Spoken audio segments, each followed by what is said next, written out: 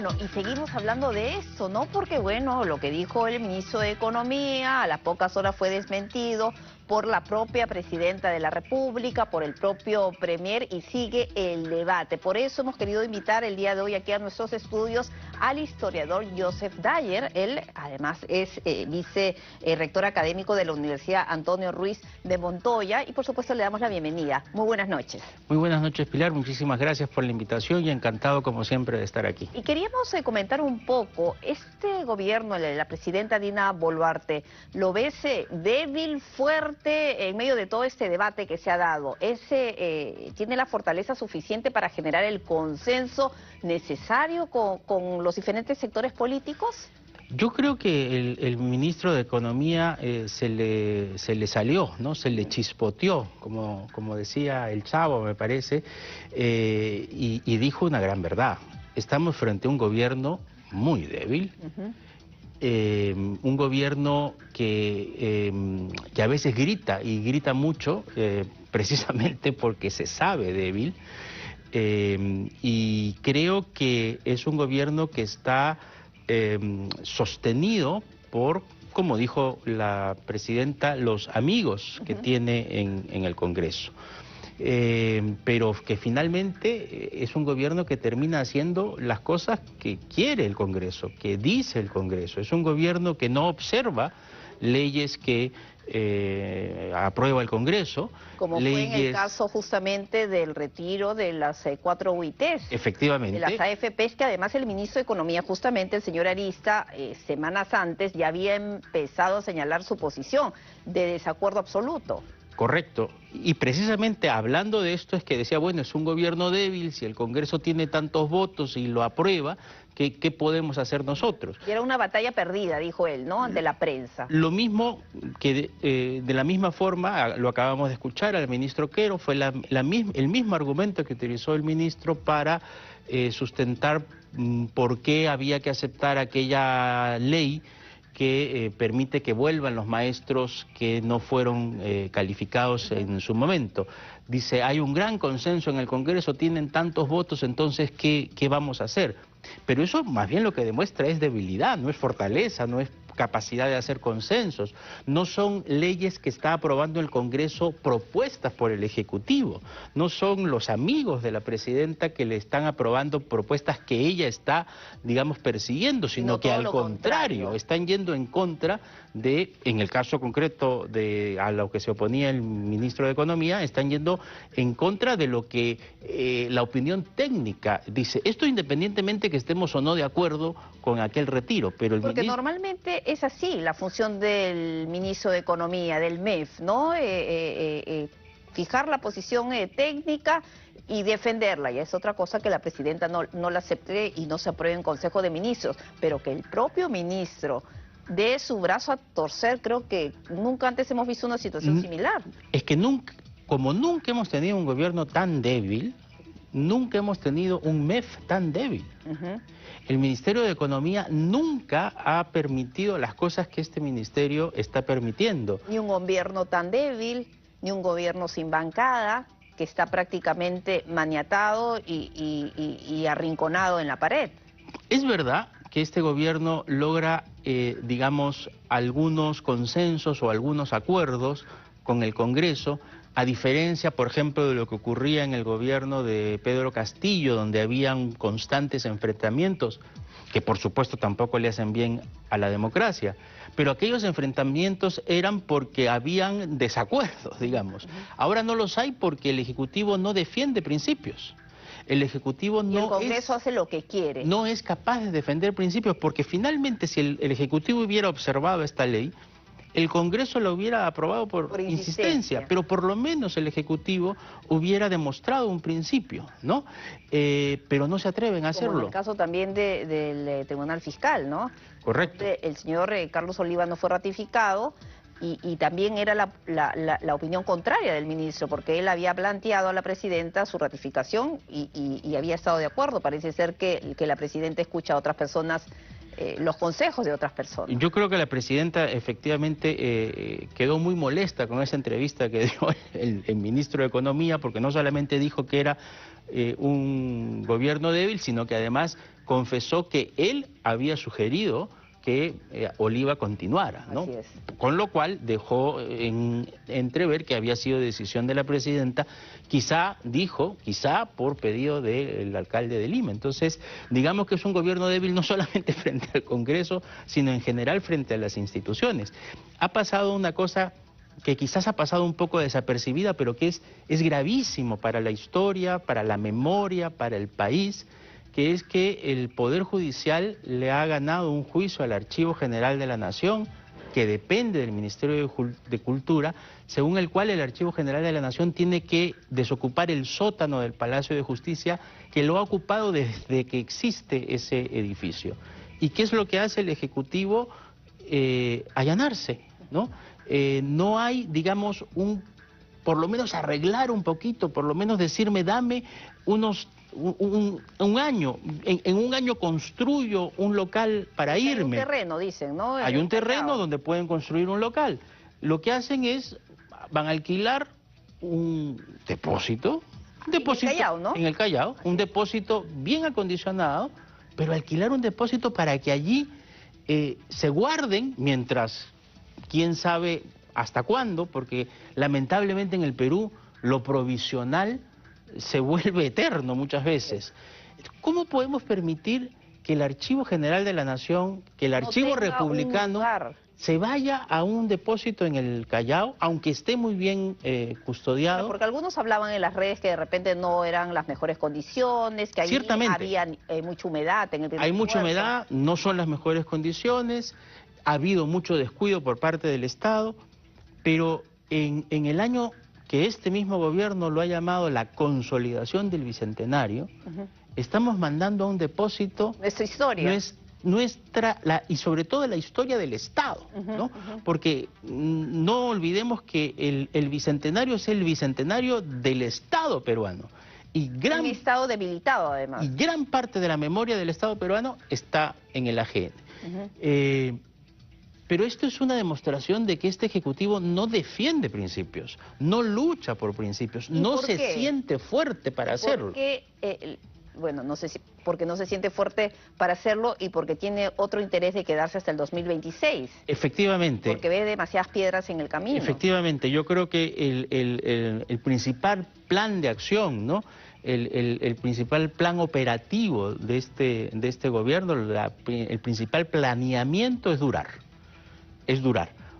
Yo no sé si duren hasta el 2026, pero efectivamente ellos tienen el objetivo dado en durar. Y claro, cualquier cosa que pueda, digamos, afectar ese objetivo es tratado de allanar, ¿no? Y a lo largo de la historia, ¿no? ¿Por qué los presidentes viven en medio, aquí en nuestro país, en medio de tanta inestabilidad y terminan mal, casi todos? No solamente hablando de la desaprobación tan alta, ¿no? En el caso de la presidenta Dina Boluarte, más del 80% de los encuestados más o menos la desaprueban. Pero hay otros mandatarios que a lo largo de nuestra historia han vivido prácticamente lo mismo, con algunos bemoles de más o de menos. Yo creo que, en primer lugar, nuestra democracia es una democracia joven todavía. Si bien es cierto, tenemos una república de 200 años, como democracia tenemos mucho menos, ¿no? Porque, digamos, una condición, no la única, pero una condición para hablar de democracia es sufragio universal. Mientras no haya habido sufragio universal, podemos tener un sistema republicano, pero no democrático. Y el sufragio universal recién lo comenzamos a vivir con la Constitución de 1979. Entonces tenemos una democracia todavía joven. Estamos aprendiendo a ser demócratas. Y en este aprender a ser demócratas, creo que nos ha faltado darnos cuenta que el diálogo es sumamente importante, pero el diálogo supone la conversación, supone el ceder mutuo, no supone un poder sobre otro. Otra cosa. Que parece tan sencillo, pero no lo es. Efectivamente, otra cosa. En una democracia no hay un primer poder del Estado. Ni el Ejecutivo es el primer poder del Estado, ni el Congreso es el primer poder del Estado. Lo que caracteriza una democracia es el equilibrio de poderes. Ahora, ¿hay equilibrio de poderes en este momento en nuestro país? Y lo pregunto con todo este tema que además ha encendido la alarma fuera, ¿no? En relación pues a lo que está pasando con la Junta Nacional de Justicia, este tema competencial entre el Congreso y el Poder Judicial, la intervención del Tribunal Constitucional, además que ya sabemos que dio este auto que reinhabilitó pues a los dos integrantes de la JNJ. Yo creo que no hay equilibrio de poderes en nuestro país. Yo creo que el Congreso se ha ido convirtiendo en la práctica en lo que muchos congresistas dicen de él, es decir, en el primer poder del Estado. Y esto probablemente lo vemos desde la presidencia de Kuczynski, que renunció porque si no renunciaba lo iban a vacar. Un Vizcarra que fue finalmente vacado, aunque él logró disolver al Congreso en algún momento, pero fue finalmente vacado. Un Pedro Castillo que no lo vacaron hasta que él intentó dar el golpe de Estado y casi que se vacó a sí mismo, pero que lo intentaron vacar desde el primer día. Desde el primer día, ¿no? Primero con el fraude y luego con los atisbos de corrupción que parece que en efecto existieron, pero que lo intentaron vacar, es decir, no respetaron, el Congreso no respetó la voluntad popular desde el primer día, y ahora con una presidenta que finalmente el Congreso está dominando. Que finalmente, como decíamos hace un momento, la presidenta no es capaz, el Ejecutivo no es capaz de lograr sostener algunos principios. Lo que han hecho ahora con la Junta Nacional de Justicia, primero inhabilitar a dos miembros. Por ejemplo, el doctor Aldo Vázquez. Han inhabilitado al que obtuvo la primera posición, el primer puesto en el concurso, que no organizaron caviares, El concurso aquel que eligió estos miembros, estuvo Walter Gutiérrez, que no es un caviar, ¿no es cierto? Ex defensor. No José Gutiérrez, sino Walter Gutiérrez. No José Gutiérrez, sino Walter Gutiérrez. Estuvo el presidente del Poder Judicial en aquel momento. Es decir, personas que no podemos decir que fueron caviares, que organizaron este concurso. Aldo Vázquez sale como en primer lugar. Con la más alta calificación. Con la más alta calificación.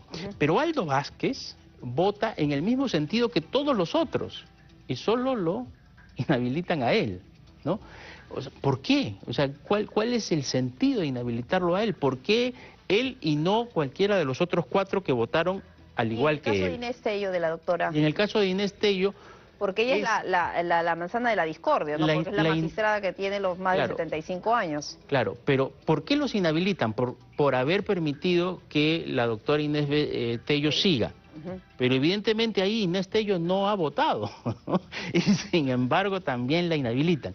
Y lo que acaba de hacer ahorita la Comisión de Constitución, aprobar este proyecto que ha presentado... Que sí ha sido iniciativa de José Gutiérrez. Que ha sido iniciativa del defensor del pueblo, de José Gutiérrez. A mí me parece, a mí me parece que es ilegítimo, probablemente ilegal.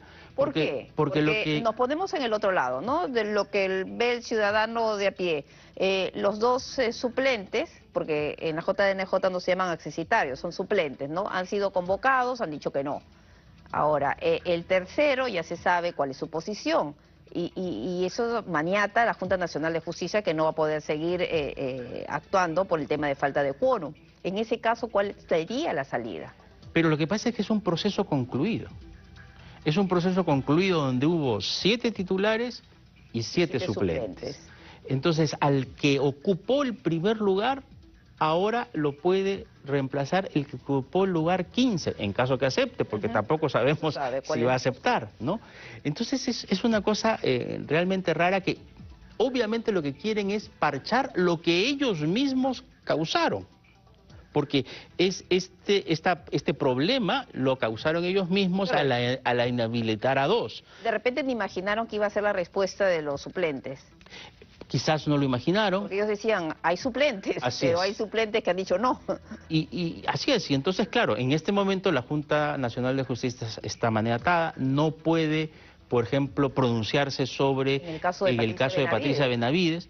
Ahí también hay que decir, digamos, con justicia, que de repente los tiempos de la Junta Nacional de Justicia ¿Fueron express? fueron, no, más bien largos, ¿no? Patricia Benavides se queja de que fueron express, pero han pasado 6 meses y no han fallado, Okay. pese... En la segunda etapa. En la segunda etapa, okay, pese a toda la presión que había, ¿no? Entonces... Ahora, ya sabe el informe, ¿no? Porque la ponente era la doctora Inés Tello y dijo que ya había concluido y que había elementos suficientes para destituirla. Correcto. Pero claro, no quedó muy claro.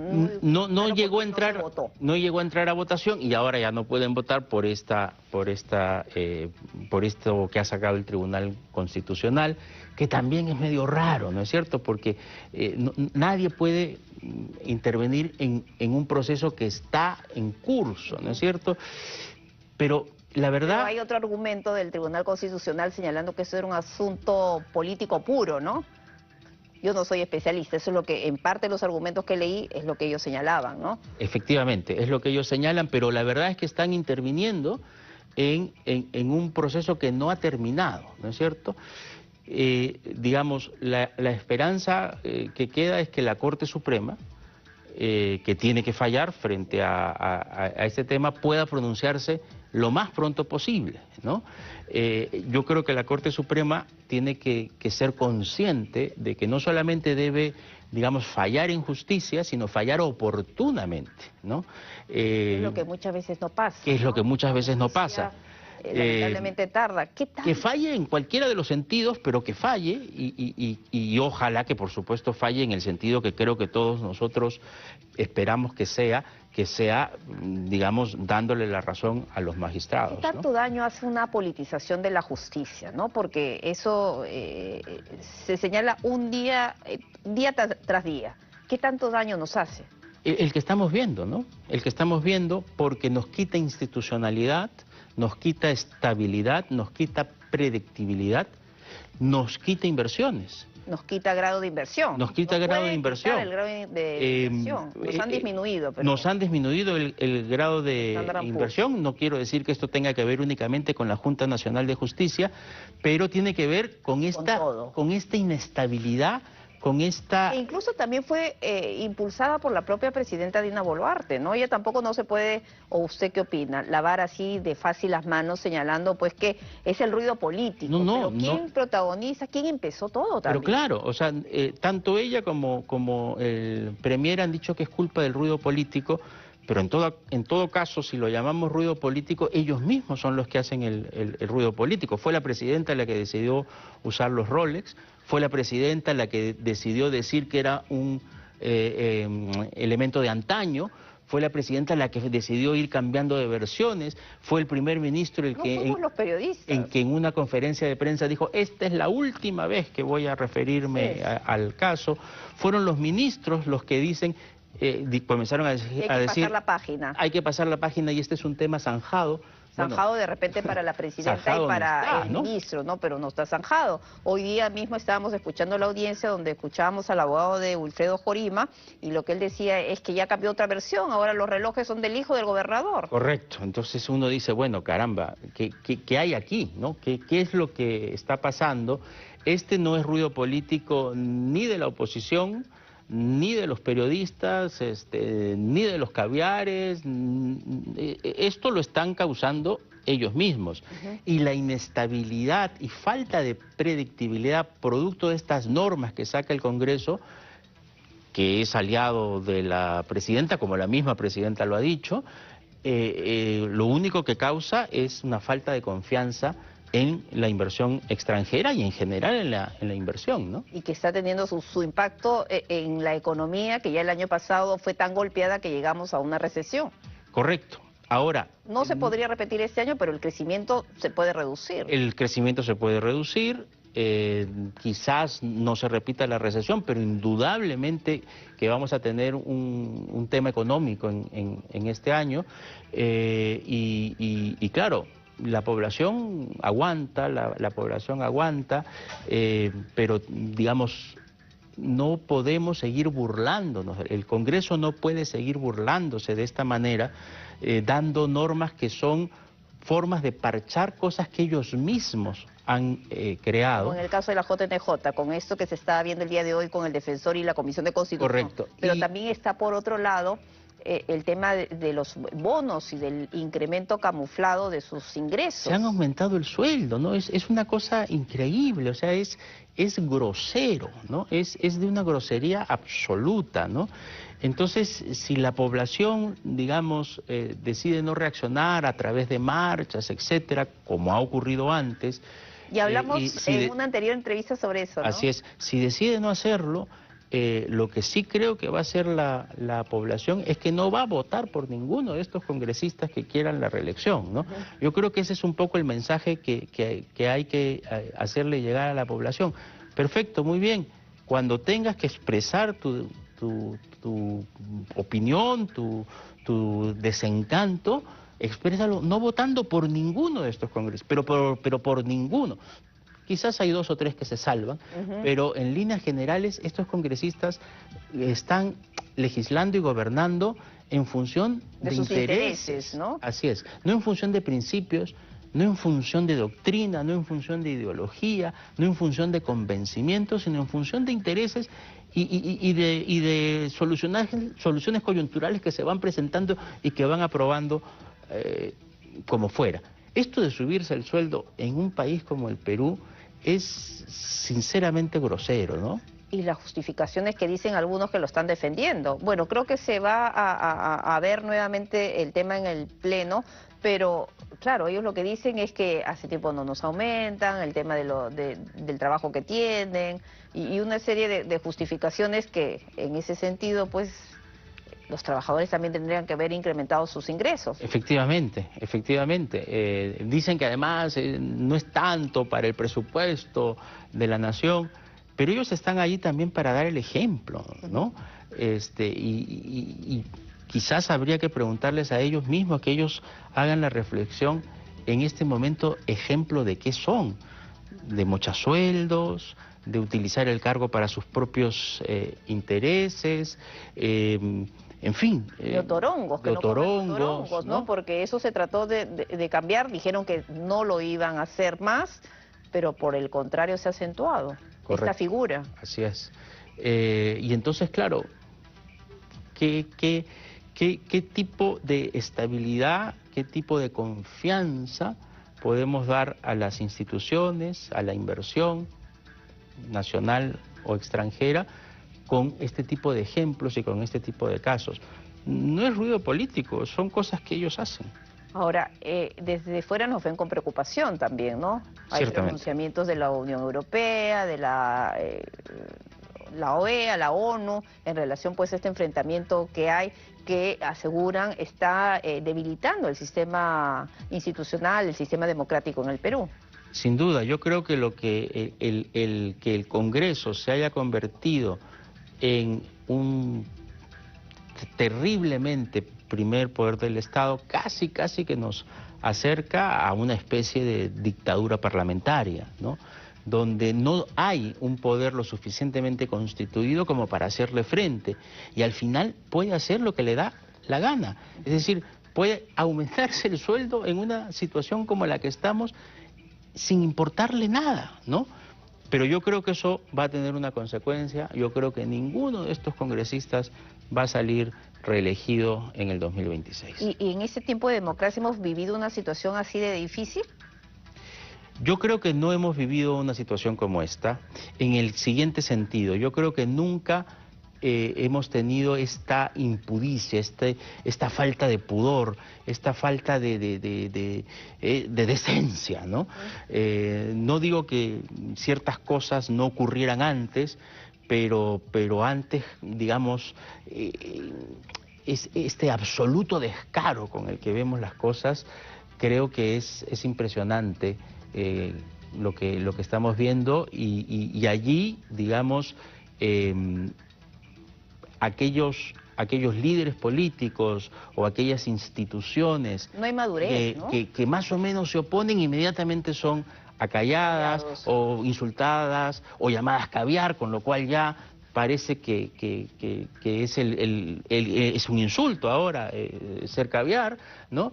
Y eso es preocupante, ¿no? Es preocupante y espero que poco a poco vayamos saliendo de esta situación. Ahora, pero con nuestra democracia joven todavía, inmadura, con el tema de que los partidos políticos cada vez están más débiles, ¿hacia dónde vamos?